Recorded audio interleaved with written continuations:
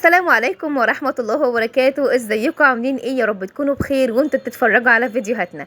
زي ما انتوا شايفين كده ما شاء الله هنعمل النهارده شوية رز بلبن بقى مع بعض، حاجة اللهم بارك جميلة جدا تحفة جدا بمكونين اتنين بس. هخليلك اللمعة اللي انت شايفاها من فوق دي، وكمان هنعمله من غير نشا زي ما انتوا شايفين العنوان. ايوه من غير نشا. من غير نشا ومسك ازاي؟ هنقول مع بعض ازاي دلوقتي. مسك من غير ما يكون فيه نشا خالص. طريقته سهله جدا وبسيطه ان شاء الله باذن الله. لو مش بتعرفي تعمليه هتطلعي من الفيديو ده هتعمليه ايه، وانا انا عارفه ان انتوا كلكم شاطرين ما شاء الله. بس يلا بينا نقول التكتين اللي احنا نقول عليهم عشان يطلعوا معانا احلى رز بلبن هتكليف حياتك. الاول هنقول بسم الله توكلنا على الله، اللهم صل وسلم وبارك على سيدنا محمد وعلى اله وصحبه وسلم اجمعين. واللهم ارحم امواتنا جميعا يا رب العالمين، وارحم والدي ووالدتي اللهم امين. انا هشتغل النهارده على كيلو من اللبن او كيلو من الحليب حسب ما انتم بتسموه عندكم في المكان اللي انتوا تتفرجوا مين من بلادكم يعني. هشتغل على كيلو من الحليب او كيلو من اللبن. هياخد معايا ايه؟ نص كوبايه من الرز زي ما انتوا شايفين. غسلته وشطفته، ما نقعتوش ولا حاجه، غسلته كويس جدا وشطفته وحطيته في حله زي ما انتوا كنتوا شايفين كده، ونزلت عليه بنص كوبايه من اللبن وكوبايه ونص من الميه ومعلقتين من اللبن البودر زي ما انت شايفه بالظبط. يبقى كيلو الحليب او كيلو اللبن هنحط عليه نص كوبايه من الرز ونص كوبايه من اللبن وكوبايه ونص من الميه ومعلقتين من اللبن البودر عشان يعزز معايا الطعم شويتين كمان. وهفتح بقى النار عليه كده وابدا اقلب فيه لحد ما احس ان اللبن بدا يغلي معايا او الخليط ده بدا يغلي معايا. ههدي النار تماما عليه. انا بديله تقلبتين كده اهو زي ما انتوا شايفين عشان بس ادوب اللبن البودر معاه. لو حابه تحطي لبن البودر تمام، هيديكي تعزيز ونكهه جامده جدا جدا للرز بلبن. لو مش حابه وما عندكيش ممكن تستغني عن المرحله دي، لان احنا اصلا كده كده حاطين اللبن الكافي للكميه اللي احنا عاملينها والمقدار. هفضل اقلب بقى زي ما انتوا كنتوا شايفين كده. وطبعا هو غلي معايا ووطيت النار جدا عليه، خليتها واطيه جدا عشان يقدر يستوي براحته في اللبن والخليط. في المرحله دي هنزل بالظبط بنص معلقه كبيره من السمنه البلدي، وده اول مكون معايا اللي هو بيديها نكهه وطعم غني جدا جدا، واللمعه اللي انتوا كنتوا شايفينها في اول الفيديو في الاطباق بتاعتنا. وكمان نزلت عليها بمعلقه من القشطه كبيره قوي كده محترمه مليانه يعني. لو عندك قشطه اللبن مثلا، لو انت غاليه اللبن كويس وعندك القشطه بتاعته اللي هي التقيله ما شاء الله دي، ممكن تاخدي منها معلقه. لو ما عندكيش ويعني واشتغلتي باللبن على طول من غير ما تكوني غاليه قبل كده، ممكن تجيبي معلقه قشطه من بره. لو ما عندكيش خالص عادي مفيش مشكله، تعزيز الطعم اصلا هيبقى من السمنه البلدي وكمان من اللبن البودر اللي احنا حاطينه. هنا بقى كان الرز غلي معايا اهوت، وانا حسيت ان هو كان محتاج برده شويه تكه كده كمان.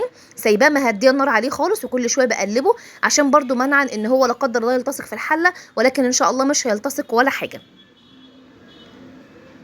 زي ما انتوا شايفين اهو ابتديت اقلب. هو كده تمام معايا، وصل للمرحله اللي انا عايزاه. عايزه اقول لكم معلومه كمان، انتوا ممكن يا جماعه تجيبوا اللبن على طول مره واحده وتحطوه، ما تضطروش ان انتوا تغلوه قبل كده. ليه؟ لان هو اصلا بيعدي بكذا مرحله من المراحل اللي هي بتاعه الغليان، فطبعا بيشيل منه اي بكتيريا وهي يعني هيوصله لمرحله الغليان اللي احنا عايزينها. كده كان الرز معايا استوى زي ما انا عايزاه تمام. هطفي عليه بقى النار خالص وهسيبه شويتين كده بس يهدى، وهنرجع نقول احنا عملنا ايه مع بعض. برضو عايزه افكركم بموضوع اللبن، انا غلياه قبل كده واخده منه القشطه بتاعته الوش الكبير يعني ما شاء الله. لو انت عايزه تشتغلي بيه على طول تمام هيبقى زي الفل. سبت بقى الرز كده معايا يهدى خالص. هنرجع لكم اهو. شايفين بقى ده كان الرز معايا هدى اهو. هتقولي لي ايه ده يا اميره ده كلكع وكتل؟ هقول لكم ماشي، ايه المشكله يعني؟ ولا تخافي من اي حاجه خالص. انا مش بجري المراحل بحيث انه لما توصلي للمرحله دي ما تخافيش تماما، وهنشوف مع بعض هنعمل فيه ايه. انا خدت كده حوالي معلقتين كبار من الرز المكتل اللي انتوا شايفينه ده اللي هو استوى معايا. خدتي معلقتين يا اميره؟ ايوه اخدت معلقتين منه، وتعالوا نشوف هنعمل ايه بالمعلقتين دول. دول المعلقتين اللي احنا اخدناهم. هجيب عليهم حوالي ربع كوبايه من اللبن اللي هو باقي لتر الحليب او كيلو اللبن اللي احنا هنشتغل بيه. احنا شغالين من اول الوصفه بكيلو واحد من الحليب او اللبن. هحط عليهم معلقتين 3 كده من البودره بتاعه الكريم شانتيه. لو ما عندكيش ممكن تحطي، بيبقى فيه اكواب كده او اكياس جاهزه بتاع اللي هي بتاعه الايس كريم، ممكن تحطي منها. لو ما عندكيش ممكن تحطي باستري.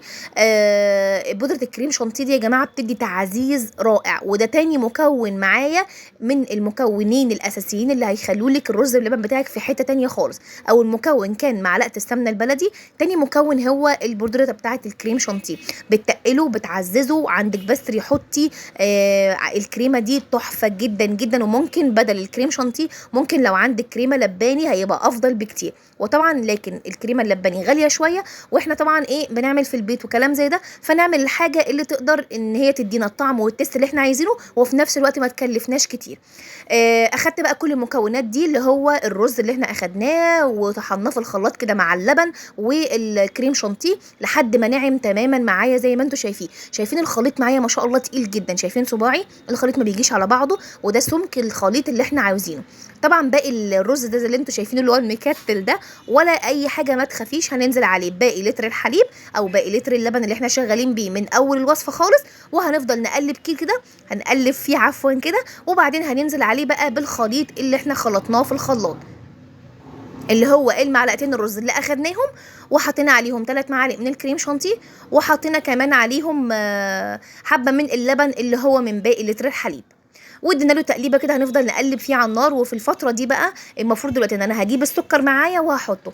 الكيلو الحليب او لتر الحليب اللي انا اشتغلت بيه اخد معايا نص كوبايه من السكر. انا بشتغل بالاكواب المعياريه عشان يبقى المعدل واحد في كل الاكواب اللي انا بشتغل بيها، ما بحاولش ان انا اغير عشان خاطر تبقى الدنيا مظبوطه معايا. وبنزل عليها كده برشه من الفانيليا، لو عندك فانيليا بودر تمام هتبقى زي الفل. انا ما كانش عندي بودر حطيت من ده، وما غيرليش لون اللبن ولا حاجه، ولا تخافوا من اي حاجه خالص. تقلبتين بقى هتفضلي تقلبي فيه كده، وفي المرحله دي لازم تكوني مشغله النار وبرده مهدياها بحيث ان هو يكمل تسويته جوه اللبن بقى ويشرب منه كويس جدا ويشرب من السمنه. عايزه اقول لك نقطه، لو انت ما عندكيش سمنه بلدي ممكن تحطي برده معلقه صغيره من الزبده، هتبقى حلوه جدا، ولكن انا بفضل السمنه البلدي لان بصراحه بتديها طعم رائع جدا. وزي ما قلنا لو ما عندناش ممكن نحط زبده عادي، ولو ما عندناش زبده ممكن نحط سمنه عاديه جدا. بس انا ما بفضلش بصراحه تحطوا زيت لان هو مش هيأثر في الوصفه بحاجه، لكن السمنه البلدي هتأثر والزبده هتأثر والسمنه العاديه النباتي هتأثر. هنا بقى ابتدى المفروض ان هو يغلي معايا، وانا كل شويه كده بديله تقليبتين كده لحد ما يوصل معايا للقوام اللي انا عايزاه. وطبعا لازم تكوني مهديه النار تماما بحيث ان هو اولا ما يعملش فوران في الحله، ثانيا يعني كله يشرب من بعضه كده ويديك الطعم اللي انت عايزاه. طب احنا ليه يا اميره اخدنا دلوقتي المعلقتين الرز الكبار اللي احنا طحناهم؟ هقول لك ده بديل النشا. انا مش عاوزه احط نشا في الوصفه، يعني هو رز ما شاء الله اصلا نشا. شايفين الاول سمك الخليط عامل ازاي معايا لما عملت كده بصباعي في المعلقه؟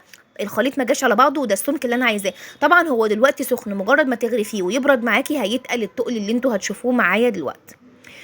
شايفين بقى لما تيجوا بقى تغرفوا ما تاخدوش من على الوش كده، تجيبوا الاول قلبوا بالكبشه وخدوا اغرفوا، يعني قلبوا تقليبه واغرفوا في القواب اللي انتوا هتحطوا فيه. نرجع بقى لموضوع المعلقتين بتوع الرز، احنا هنحطهم بدل النشا. طب انا هحط نشا ليه؟ اصلا الرز كله نشا، هرجع احط نشا كمان معاه هيتقل لي الموضوع جدا جدا. لا انا باخد معلقتين وبطحنهم كويس جدا، ده بديل معلقتين النشا.